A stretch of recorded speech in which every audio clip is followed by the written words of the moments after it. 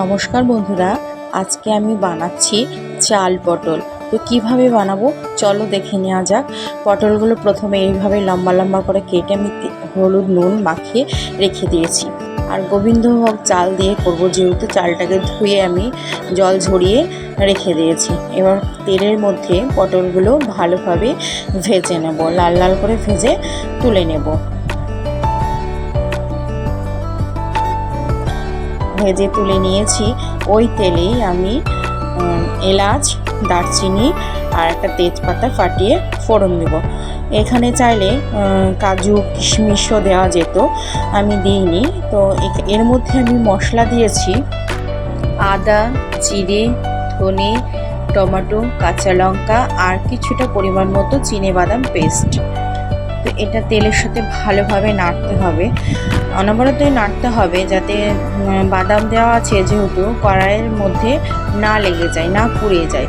তো এটা ভালোভাবে কষানো হয়ে গেলে ভেজে রাখা পটলগুলো দিয়ে আমি ভালোভাবে নাড়তে থাকবো।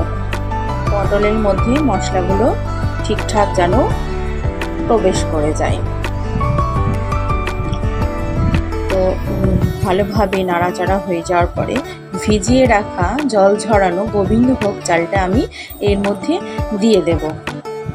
দিয়ে ভালোভাবে নাড়াচাড়া করতে হবে। পটল, মশলা আর চাল ভালোভাবে, চালটা যাতে ভাজা ভাজা হয় সেইভাবেই নাড়তে হবে।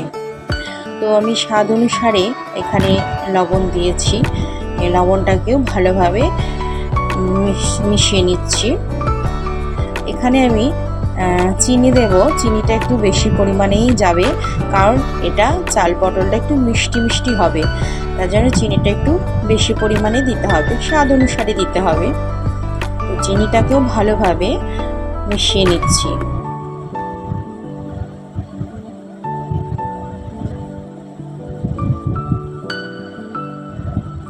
মেশানো হয়ে গেলে আমি ওপর থেকে 1 চামচ দই দিচ্ছি। দইটাকেও ভালোভাবে মেশাবো। দই দেওয়ার কারণ চালটা যাতে ঝরঝরে থাকে, গায়ে গায়ে না লেগে যায়।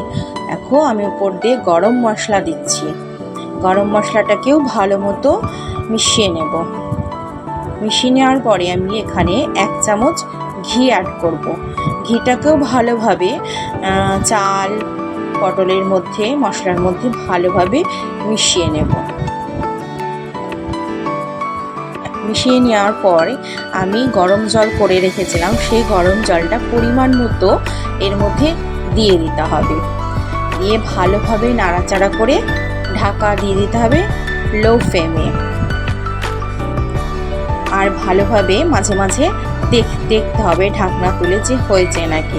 তো দেখো আমার চাল পটল একদম রেডি, ঝরঝরে।